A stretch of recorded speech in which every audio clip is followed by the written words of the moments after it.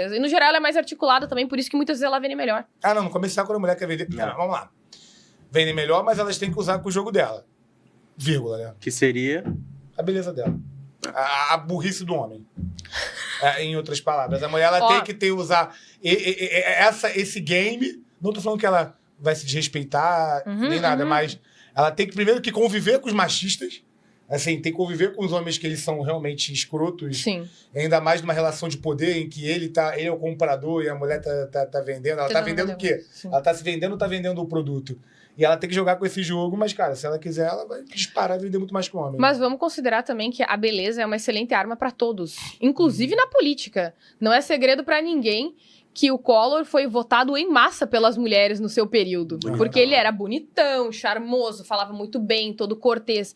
A beleza realmente é uma arma muito poderosa, principalmente quando você vai trabalhar com o público. Inclusive, tem evidência a respeito disso, que geralmente as pessoas elas aprendem melhor com professores bonitos também. Na escola, a beleza realmente é muito importante. A beleza importa. Os professores que pegavam as aluninhas, cara, ficava com raiva disso. Nossa, que horror, para com isso. Hã? Nossa, isso é horrível. Ah, não, mas é o que acontece Meu Deus, no mundo, lá na vida real. Tudo bem. Toda garotinha nesse país tem caótico de um e asqueroso, sim. Não. No país asqueroso, nojento que a gente vive, sim. Você tá falando na faculdade, né? Não, colégio, porra. Meu Deus, que horror. Colégio, nossa. porra. Professor de cursinho pré-vestibular faz suruba com uma aluna, porra. Boa parte.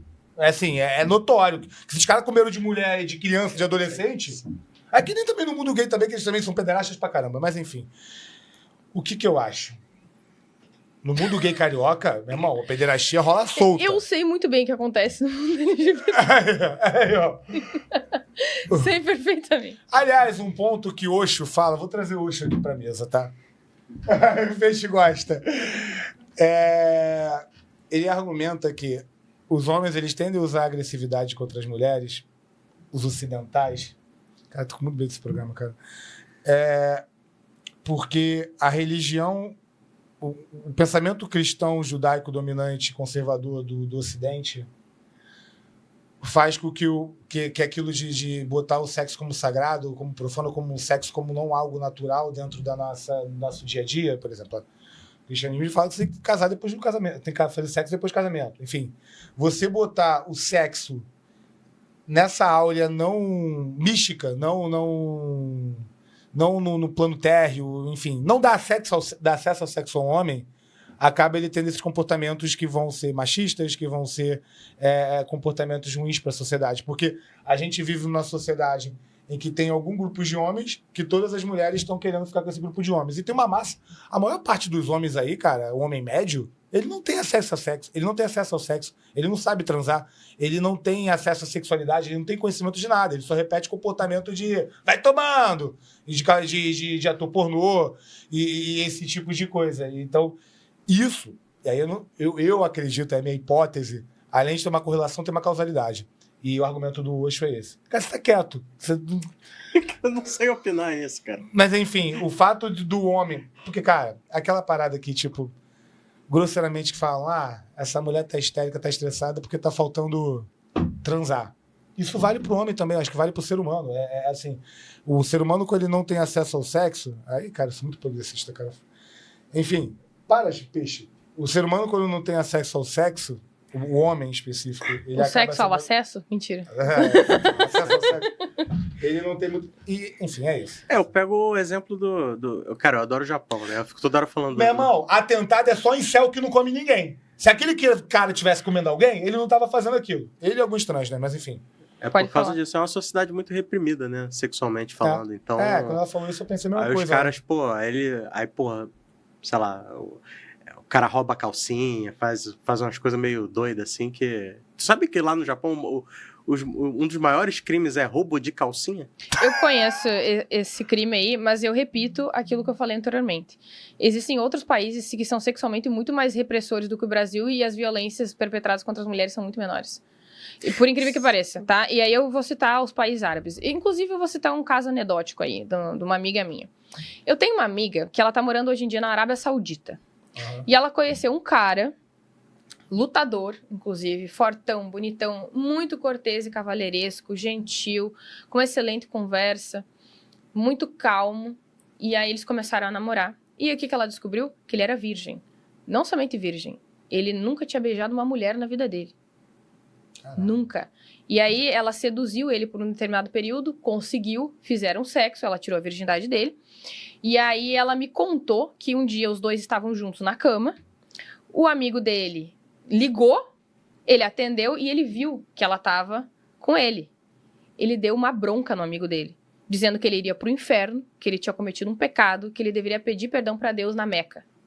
E ele estava envergonhado.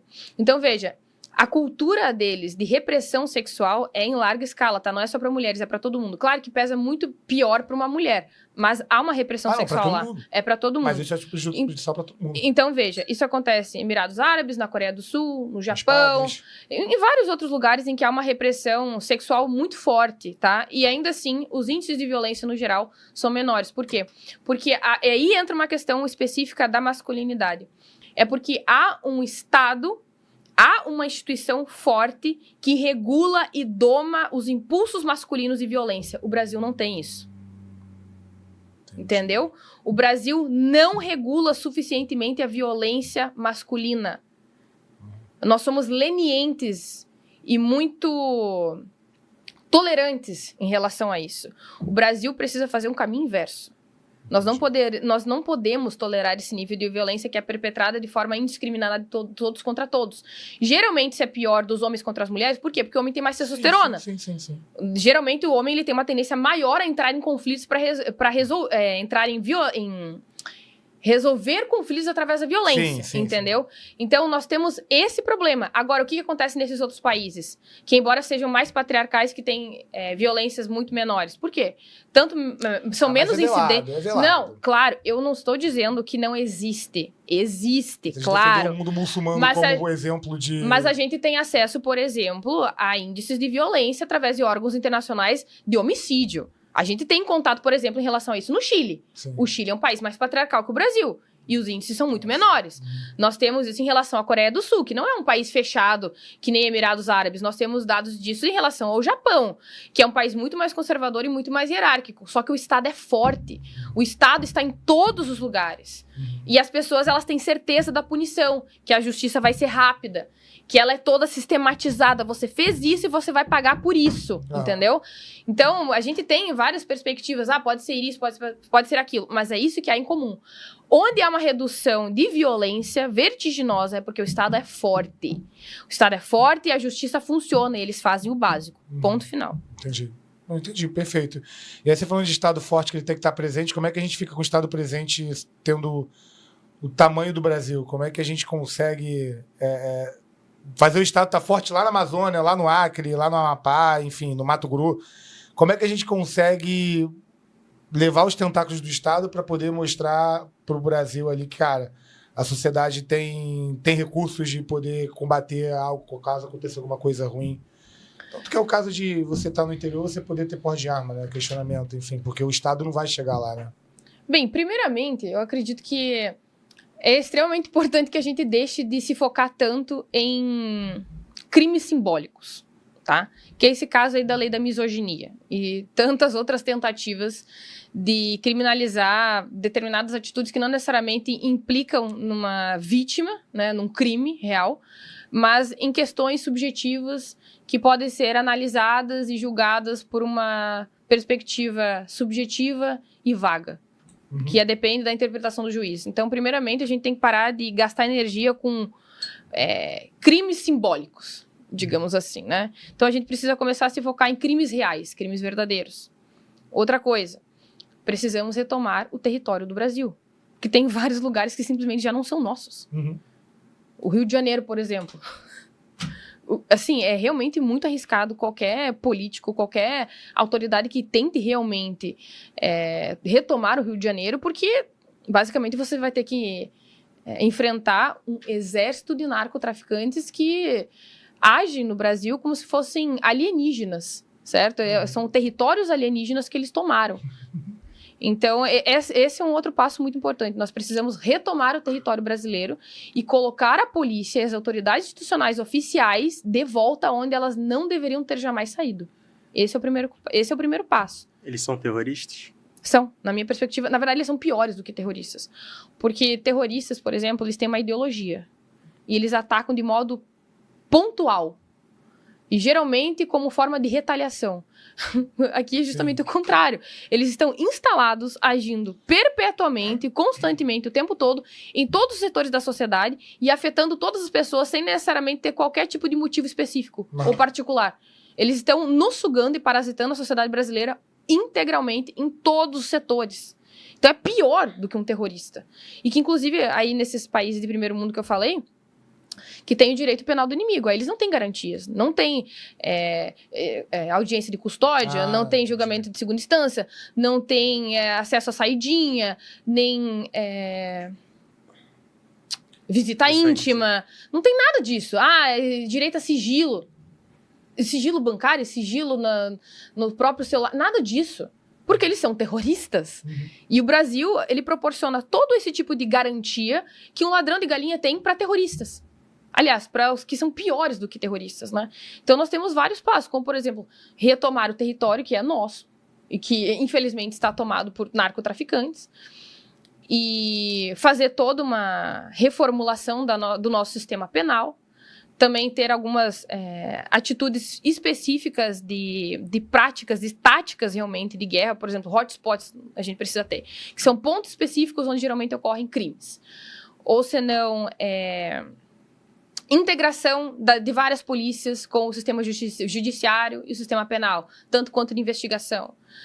Então, são várias coisas que a gente precisa mudar e reformular no Brasil para que a gente coloque ordem na casa. E, naturalmente, os índices de feminicídio vão reduzir.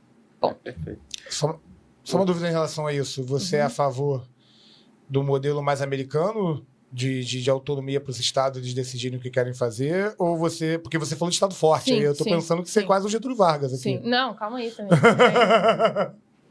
Não, é que assim, ó, a minha natureza, eu vou apelar realmente para as minhas intuições, é muito liberal, tá? Eu sou bem liberal, assim mesmo. Eu sou aquele, tipo, que fetichiza a liberdade. Freedom! Sim. Ai, Revolução Francesa, liberdade, igualdade e fraternidade. Eu sou assim. Mas no Brasil, a situação tá muito feia. A gente tá tentando enxugar gelo já faz muito tempo, há várias décadas, e as coisas não estão mudando. Na verdade, a gente tá piorando bastante nesse sentido. Então, agora, eu acharia excelente se o Brasil tivesse esse modelo de autonomia de estados. Eu sou a favor. Eu, pessoalmente. Entendeu? Sim. Mas agora, para a situação que nós temos hoje, se nós chegássemos ao poder, eu seria totalmente a favor de acabar com o crime organizado. Extinguir completamente, sair invadindo favela, metendo arma na cara de bandido, de líder do tráfico, seja branco, preto, pardo, se mora na Zona Sul, se não mora, se mora na favela, sai metendo bala e prendendo todo mundo. Mas a gente já faz isso, Guilherme. Não faz. O negócio é... Não faz. Cara, a gente não gente faz. Acabou de capturar lá o líder do Morro dos Prazeres. A gente teve policiais que foram tirados dos seus cargos por fazer o trabalho deles. E aí você tem o sigilo pro bandido. Tem esse problema. O bandido tem o sigilo, agora o policial tem que usar a câmera pra... Cadê o sigilo das forças especiais? Eu sou a favor do uso de câmera. Não tem nenhuma força policial no mundo... Eu sou a favor do uso de câmera. Tem que ter câmera. Não tem nenhuma força policial, força especial no mundo que use câmera. Tá, por que tem que ter câmera? Que eu não aguento. Porque, querendo ou não, certas execuções arbitrárias vão acontecer. E você precisa ter noção exatamente daquilo que houve. Mas a gente, cara, vamos lá. Você acabou de falar. Sim. Você quer resolver o problema. O país está numa situação, principalmente o Rio de Janeiro, está numa situação... Assim. Que, cara, tem que ser situação enérgica e efeitos colaterais acontecem. Não, mas você pode reduzir esses efeitos colaterais. Eu não tô dizendo, eu não tô dizendo que eles não vão acontecer, mas você tem modos de mitigar e reduzir as possibilidades que isso aconteça. Então, por exemplo, uma coisa que a polícia poderia fazer, mas que a Thalíria Petroni, que é uma deputada federal aqui do Rio de Janeiro, é contra, que é o uso de armas em operações aéreas. Cara, é a melhor forma que você tem pra fazer isso. Ela é contra? Porque ela é contra. Por quê? Porque você tem controle. Você vê todo o raio de alcance, você vê todo o território, você sabe quem é bandido, quem não é, quem é trabalhador, quem não é. Você tá tendo controle. Você tem mais precisão. Eu não tô dizendo que você não tem que prender e matar. Mas se você tem a tecnologia pra reduzir os efeitos colaterais, você deve usar. Por exemplo, através do acesso de operações aéreas. Em que você pode fazer isso lá de cima. E sai metralhando quem for necessário para metralhar. Mas você vai reduzir e muitos efeitos colaterais disso. Você tem mais controle. Você tem tecnologia, use-a.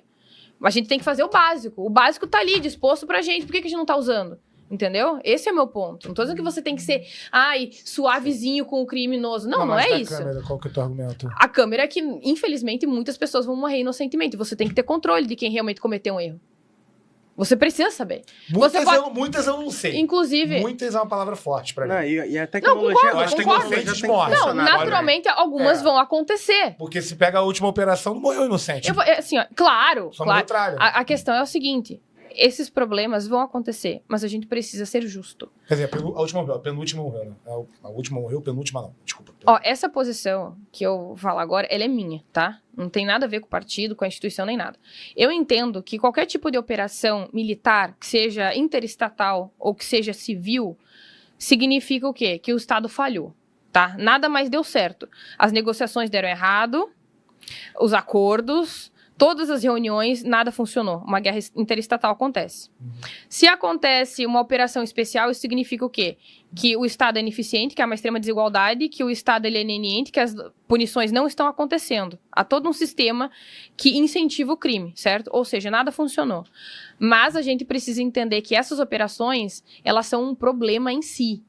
Matar uma pessoa sempre é um problema. Embora aquilo consequencie algo bom para a sociedade. Pode ter uma consequência boa, mas ter que matar alguém, assassinar uma pessoa sempre é ruim. Sim. Entendeu? Então veja que a gente precisa ter a clareza de que embora a gente esteja matando pessoas, isso é um problema, mas que muitas vezes é um mal justo, proporcional e urgente, ele é necessário naquele momento. Entendeu? Há uma violência que ela é necessária e que ela pode ser justa, porque muitas vezes ela é urgente. Isso é diferente de olhar e dizer assim, não, tem umas pessoas morrendo ali, foda-se. Não, jamais. Sim. A vida humana, ela é importante. Com certeza. E a gente tem que continuar respeitando. Quer ver um exemplo disso aí? É o Salvador. Sim. Porque quando o Bukele implementou a prisão, etc., ele fala, pô, mas de repente tem gente ali que vai ser... né, porque acontece a pessoa de ser presa e não ser culpada, né? Ou seja, é um efeito colateral. Ele falou, cara, sinto muito. Pode acontecer da pessoa que vai levar ali a prisão perpétua que não merecia estar ali. Mas eu preciso fazer isso por um bem maior ali da sociedade. Eu concordo que, infelizmente, né, vou usar o ditado, para fazer uma omelete, alguns ovos precisam ser quebrados. Infelizmente, isso vai acontecer. A questão é que nós já estamos lidando com isso há muito tempo, em que várias e várias e várias pessoas estão morrendo todos os anos porque não há uma solução definitiva.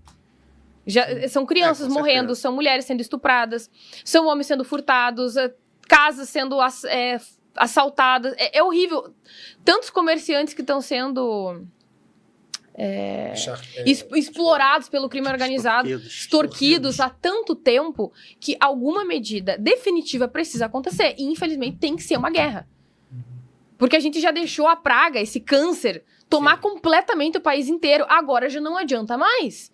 E que foi o que aconteceu com El Salvador. Houve essa guerra, hoje os índices de violência são menores do que do Canadá. Isso é impressionante. Sim. Funcionou. Não funcionou? Assim, ó, o que foi feito? O básico. Prendeu, matou. Resistiu, vai morrer. E aí, quem for preso, que são esses narcotraficantes, não tem todas aquelas garantias que um ladrão de galinha tem, pelo amor de Deus. E aí entra você lá no Legislativo fazendo as leis para fazer isso acontecer. Com certeza. Será um prazer, será um prazer.